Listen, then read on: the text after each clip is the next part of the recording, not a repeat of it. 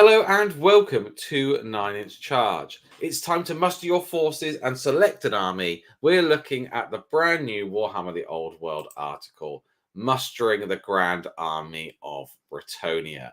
And there's lots of cool stuff to talk about in today's article. Mainly, as we said, how to build an army. What does your army composition look like?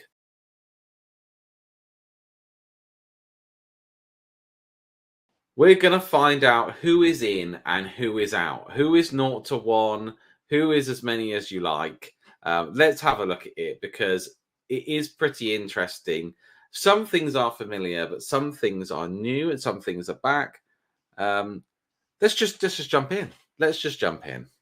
So firstly, Tom, I wanted to have a look with you at this Kingdom of Bretonnia army list grand army composition picture, because this tells us where we spend our points, doesn't it? And a lot of this will be the same for a lot of armies.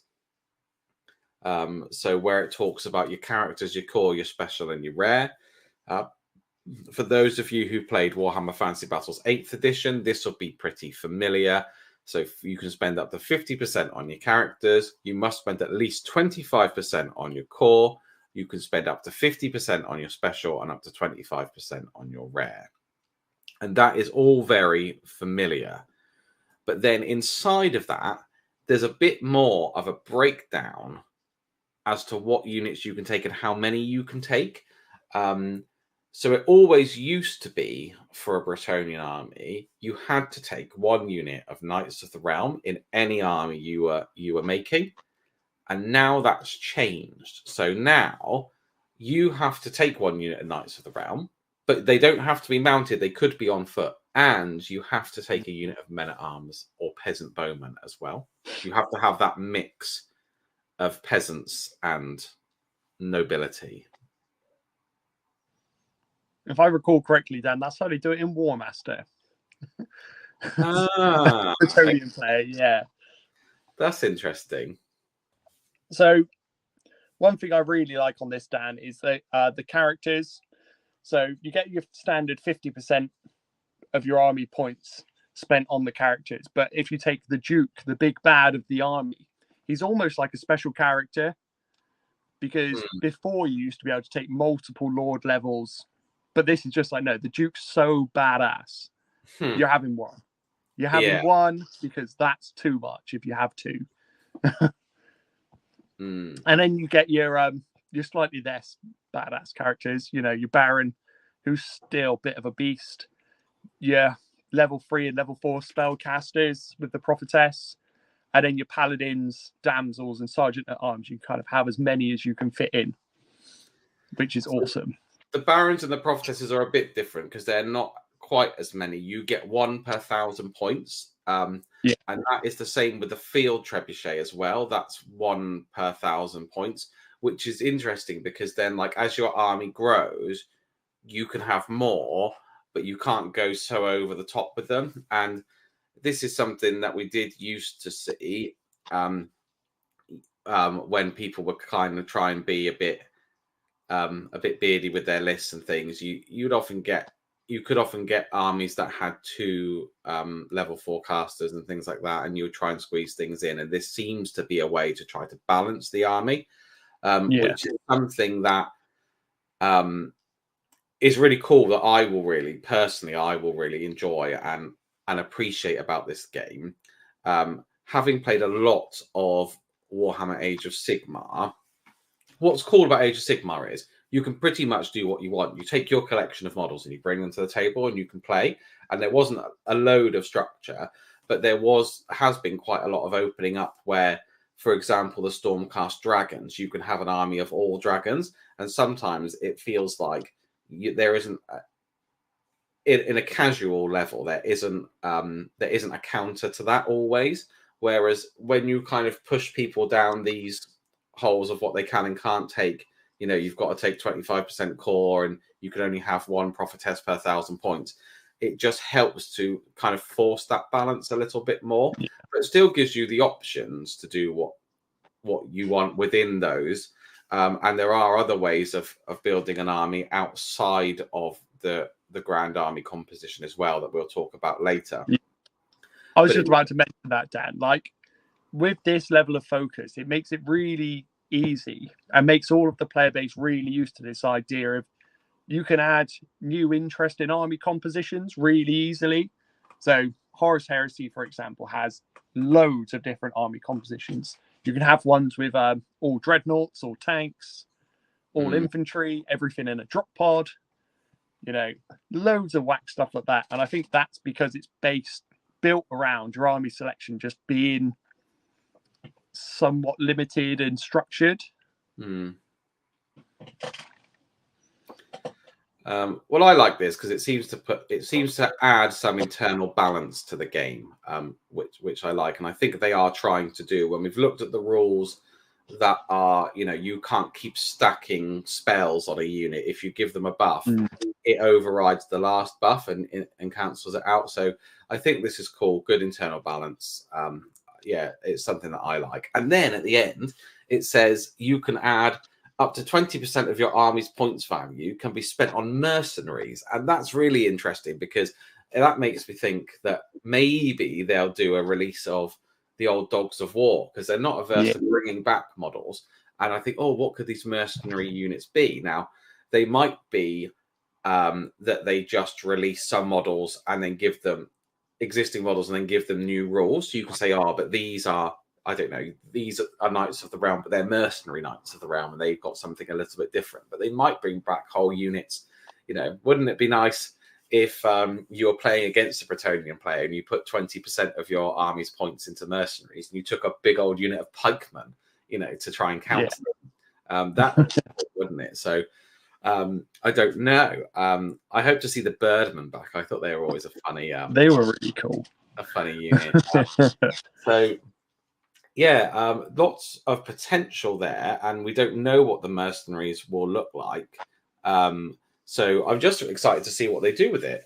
Because it's there, it makes me think that there will be mercenary units to take on launch. And where will they be? Will they be in the big book? You know, will it be a supplement and they'll do some extras and things? I don't know, but I'm just quite excited to see that because it's a little something we don't know. And it's a cool opportunity because a lot of the mercenaries came from Tilia and places like that to explore more of the old world. And see, you know, just one unit type from a country that we haven't really explored too much. Yeah. So that would be cool. You know, maybe we get, you know, we did say that we wanted a Kislev release, but maybe they'll sneak it in and they might do a bear. Could you imagine if they did like one unit of bear cavalry and bear cavalry, and then just start to introduce them? I don't know, but I'm just excited about where that might go. And then the next thing also was allies. And allies were in the game before, as were mercenaries.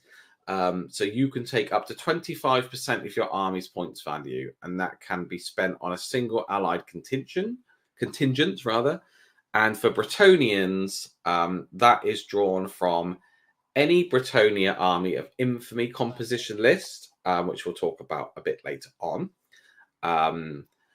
Which is just another way to kind of build your Bretonnian army, and they get access to some different stuff. And one of the following Grand Army composition lists: the Dwarven Mountain Holds, Empire of Man, High Elf Realms, and Wood Elf Realms. And I think this is cool because it just flavors your army. So I was thinking less about Bretonnia and how cool would it be to have an Empire army with a little contingent of dwarves in it. Yeah. That would be really sweet. I was thinking, Dan, more along the lines of having a really elite contingent of wood elves, and they just use your Bretonnians as a meat shield.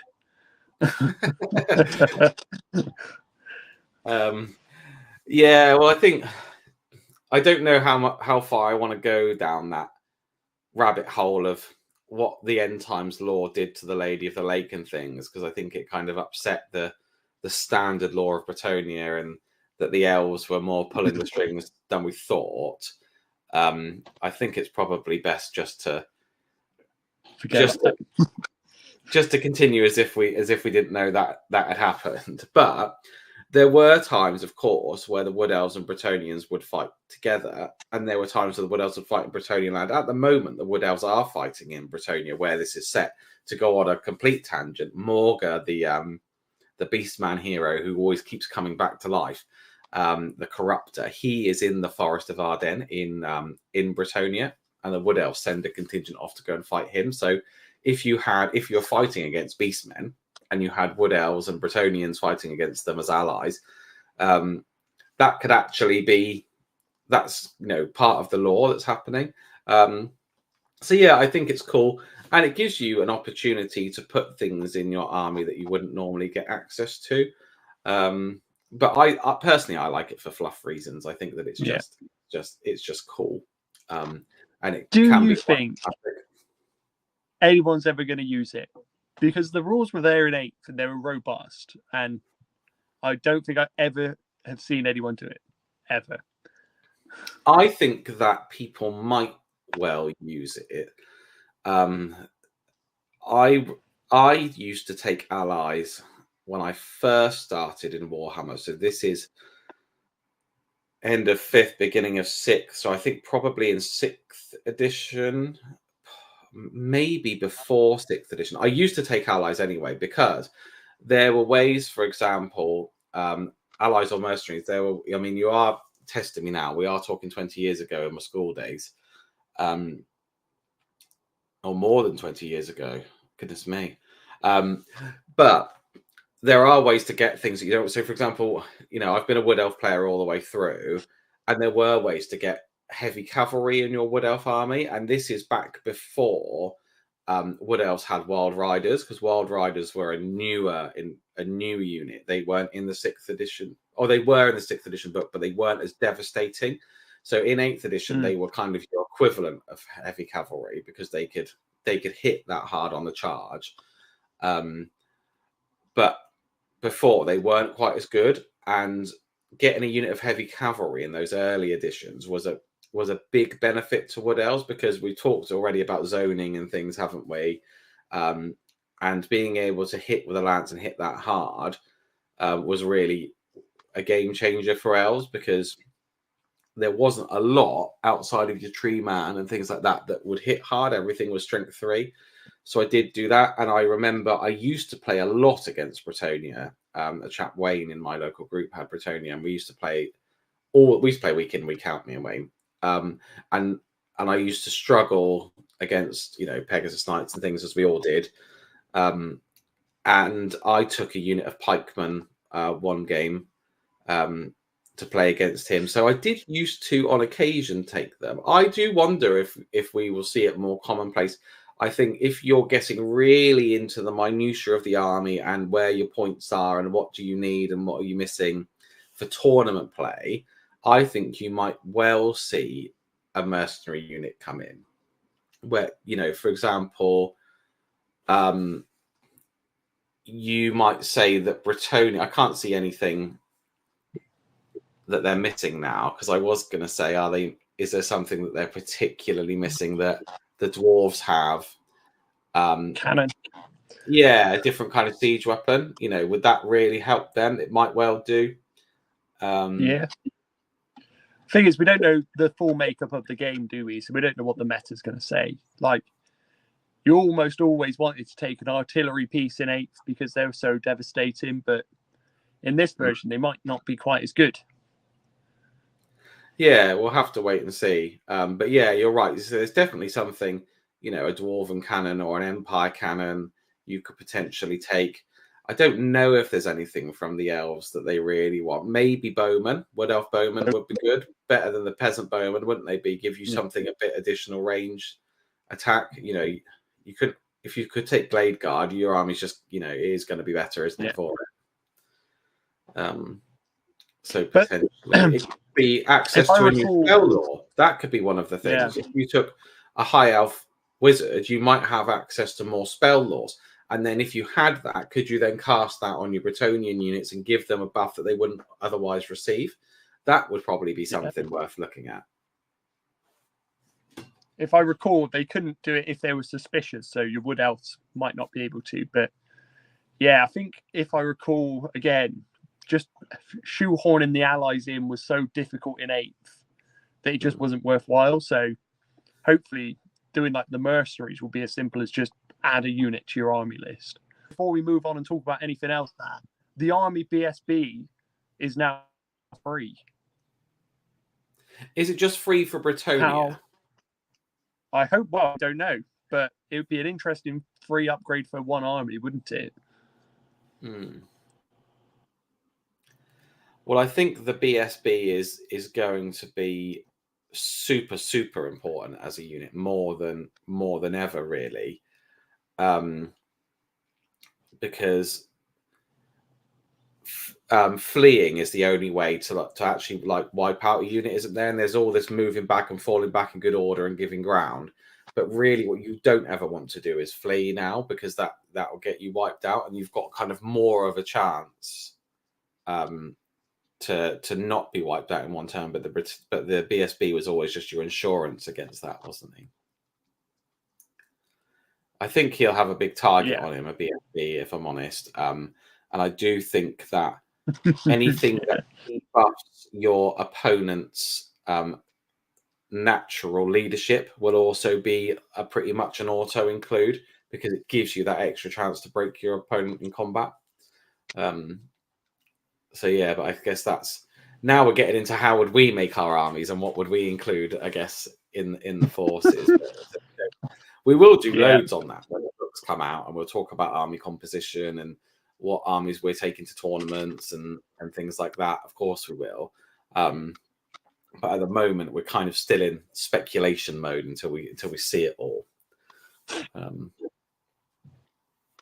But this Grand Army is not the only way to select a force. So each faction will gradually gain access to armies of infamy. So as your army books come out, you will be able to take different themed lists, I suppose. So which provide an often wildly different ways to muster a force. As a Bretonian lord, you might wish to enter exile, especially as it means you can take the forbidden border prince's bombards into battle. Whilst those who really just enjoy knights and more knights may prefer an errantry crusade. I think the errantry crusade sounds really good, personally, because we've been talking a long time about the errantry wars and what that means. And at the moment, knights errant are limited. You can only have one unit of knights errant per unit of knights of the realm, but that might change things. I don't know how it's going to work. It might be that knights errant become core in that book, and you don't need to take, or in that army list, and you don't need to take knights of the realm. I don't know, but a fully mounted army with some special rules around that sounds really cool, because that's what Bretonia are doing at this point. They're kind of getting the knights errant around, and they're fighting out, and they've got lots of opportunities to seek glory and get themselves on the way to becoming Grail Knights as they go and bring the fight to the orcs and wipe them out of Bretonia. So cool theming, which is nice. Another different style of play. I do think I'd quite like to see it gone the other way as well, and have like a lowly peasant style army and see what you could do with that, like with like a baron leading them or something, and seeing what he can do with what he's got. That would have been cool. But then the exile sounds really cool as well, because Bretonia is next to the border princes, and we talked about the border princes quite a lot when the article came out, and how excited we were for what that is, because it's like, I think you described Tom as like a sandbox, didn't you? Really, kind of you can kind of make your own army and idea, and I think that would be cool. If you put your lord in exile, you could come up with your own color scheme, your own themes for your army. You could pretty much build it from the ground up, and then it says you can add in forbidden tech and things, because the Bretonians were always a bit too chivalrous to use black powder. They in the lore it says that at one point, I think, but in the early editions, going way back, they did have a bombard that they could use. And I don't know what it will look like, because a bombard is bigger than a cannon. A bombard is something that you would use as a siege weapon to hammer down walls rather than like fire into infantry units. So I imagine it will probably be a canon and have the canon rules, but it would be cool if it was something different. I think we've seen all the models, so I think it will be like an Empire canon with some modified rules, probably. But you never know. That's it. You never know. Or it could just be a cheeky resin release that's coming out soon. Be a great range just to knock out in resin, wouldn't it? Like every few releases. Yeah, and I wonder if there's anything else they can take. But as I said, the laws could be interesting because they're exiled. They're not bound to the same honor code necessarily as the rest of Bretonia. So that's it. So they can get in these black powder weapons. But what would that mean for them in terms of how they act on the battlefield? They might well act a different way as a general because they're not bound by that strict code. Super interested to see that. And something that we've talked about before is it's nice to just have a slightly different way to flavor your army and to make it your own in a little way. Even if it comes down to saying I'm not from a certain city state or I'm not from a certain province, I'm going to do my own color code. Even just from that is something. But yeah, I'm all for that, to be honest. I wonder if they will be deemed too powerful or something like that. If something like that would happen, if there was an army you could do. So if they said the Errantry Crusade is too much in this edition and you have to take for competitive play something from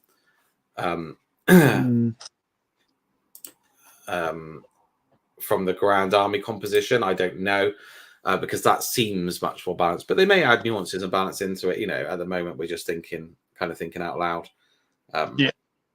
But when they usually do it, there's always a big drawback, isn't there? You're always sacrificing something to have that, very specific army list. So yeah, they're not going to be taking a trebuchet, are they? Let's be honest. You're not going to charge off and now you're not going to. It ain't going to happen. Yeah. But yeah, we've got to wait for him to set the trebuchet before we charge into the sunset. No, it's not happening. But yeah, all in all, in summary, very balanced, which I like. It feels like when you play against your opponent, you're going to be on quite a level playing field, and there's not going to be, your lowly peasant infantry is going to come across and fight an army of all dragons all the time, which is pretty good in my opinion. I think that's pretty much everything on that. I think we did want to touch on, we've seen some new unit profiles, and I think we were pretty blown away, weren't we, by how cool the Bretonian heroes are, especially the Juke. Yeah. Oh my goodness, that Juke is something special, mate. The model's fantastic, and the stat line to go with it is just ridiculous. Yeah, I can't believe it, to be honest. For a hero, he's had a glow up level hero, but yeah, that's just ridiculous. Why don't you run us through why you like him so much, Tom? All right. So we'll go through the stat line. Movement 4, probably going to mount him, so that's not much of an issue. Weapon skill 7, ballistic skill 3, strength 5, toughness 4, 4 wounds, initiative 5, 5 attacks, leadership 9. So he might be a great solo. Put him on his hippogriff, and he can chew through units like it's nothing. Yeah. You need to be. What do you need? You need to be weapon skill 4 before you start hitting him on 4s. Yeah. That's so if you're a normal human or a peasant or a goblin or something, you only hit him on 5s, and then he's toughness 4 anyway. So you're probably going to be wounding him on 5s if you're strength 3. So against your normal chaff core units, they're not. And then he's going to have a 3+ armor save. We would assume, if he's mounted with barding. So he's going to be really difficult to get through, and he has got a weight really tough. 5 of his own, and the Hippogriff has got 4 attacks. So we're talking 9 back before we start adding any upgrades and things like that.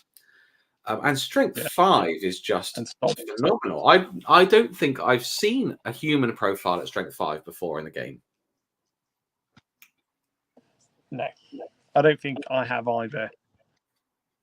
So yeah, I don't think there's many like characters or infantry size models that are strength 5 naturally.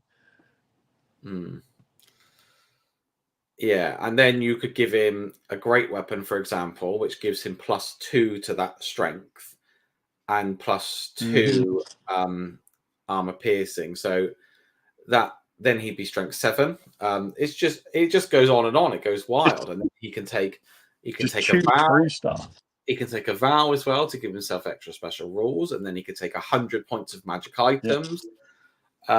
Yeah, he's going to be like a one-man army. He's going to be a wrecking machine. He's a wrecking machine. It might be one of the profiles that's got me like excited the most, man.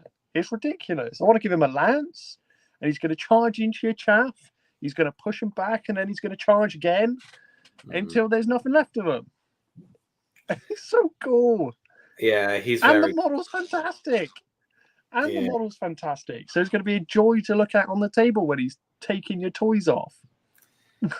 Yeah, I think we'll see some of these as you said, loan or potential. There's the potential there as well to charge out of a unit, isn't there? Because you always used to be able to charge be with the unit and then charge out. But I think a loan one of these on a Pegasus or a Hippogriff, something with fly, so that they can get where they need to get to. They're going to be a toolkit, and you'll be getting those flank charges that you need, and you're going to be getting into the sides of people's war machines. You're going to be hunting war machines. You're going to be hunting chaff. You're going to be hitting that light cav on the flank that's just got 5 models, and you're going to be wiping them out. You're going to be going wild. I've not seen any other like character profiles, but I'd be tempted to just charge him at a block of infantry with their lord level character in and just go for a decapitation. Charge him in, challenge, cut someone's head off. Yeah, well, there's no way, is there? I mean, I'd be like, if I was the hero in that unit, I'd be looking at that unit champion like, sorry, mate. You're going up for that challenge. Yeah. So yeah, he's very cool, and we're very excited to see that. We did also get to see the profile for the men at arms. They are largely unchanged. Their stat profile is identical, but they have got the upgrade now where they could take a Grail monk.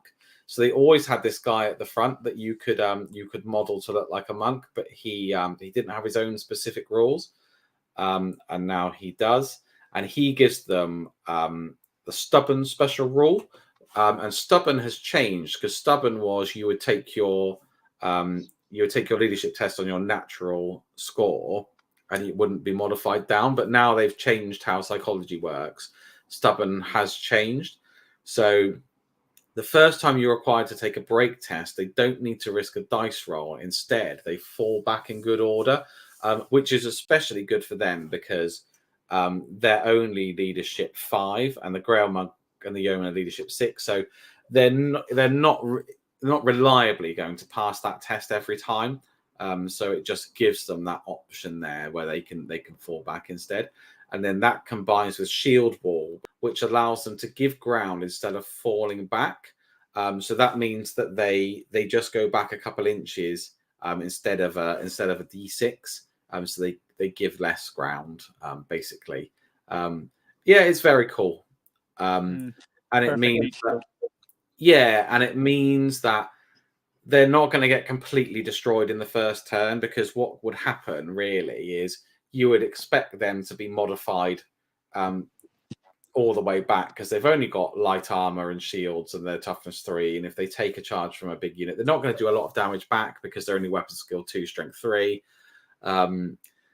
But they're going to be a roadblock. They're going to get in the way. If you have a lot of them, they might get some good combat res from their ranks potentially. But they are a unit that potentially could be broken in the first turn of combat. So that just really helps them to stay a second turn. And one of the things that I was thinking was, in old editions of Warhammer Fantasy, it used to be that cavalry, I'm going back 5th and 6th, cavalry would smash into the unit. They would break them and then pursue them and chase them down.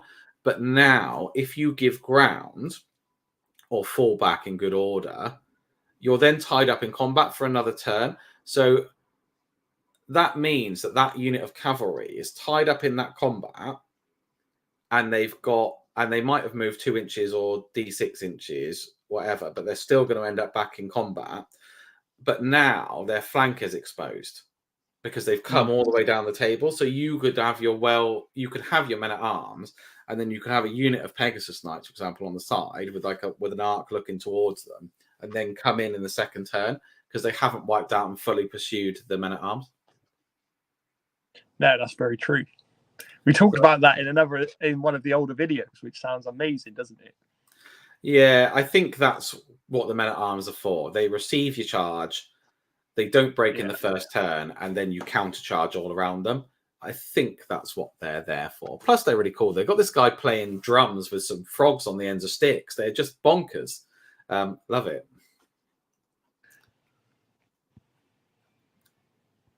I think this profile brings up some interesting other rules I want to know the answer to.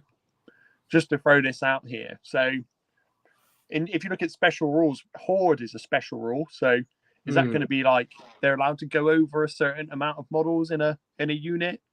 Levies, peasantry, warband. What's a warband? I don't know. It's every one of these articles. I say it every video, but it's just like, just want to see the book now, man. Want to see everything. Okay, yeah. I can't wait. Yeah, it's interesting. Yeah, but I think we got around points down.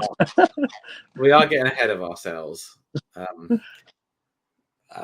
Thinking about how we're going to compose our armies. Well, there isn't going to be an article on Christmas Day. I think it's fair. Worst Christmas ever.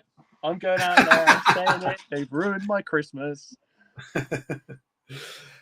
I was going to say I think it's fair, but then surely you could just have this on like an automated timer that it would just upload on Christmas Day automatically. So I'm hoping there's no article Christmas Day because they're going to rock along Tuesday and say, yeah, we're releasing the box next week.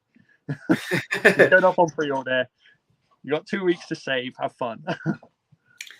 So it says that we're going to have an off-white Christmas. So that tells me we are shifting focus away from Bretonnia and on to the Tomb Kings, which is just as well because we've already seen the starter box for Tomb Kings, which has been leaked. If you haven't seen it, it's on Reddit, it's on all the forums, it's pretty much everywhere. So I think they are going to have to talk about that, and it does so happen, doesn't it, that after the blurry potato can picture then comes the article. So yeah, I think that's what we will see there. I hope that it'd be nice to have a big reveal alongside what we had, for Bretonnia when they were like this and then this and then this, and we're like, whoa. So that would be cool. We're getting like Games Day last month. There's the tournament in America. Sorry, pardon me. And I thought we were getting that last month. Hey, well, we'll see what they've got, but we know it's not far away. We're thinking a late January release, aren't we? So it can't be far off now before we see everything. But as I said, we just want the book in our hands, and then bringing more content on actual army composition rather than theoretical army composition. That would be great. We do theoretical army composition, incredible, based on a unit profile and no other information. We'll be back Boxing Day. We'll see you then. And have a good Christmas, everyone. Really mean that. I hope you have a great time. And we hope you get lots of grey plastic as well. Merry Christmas.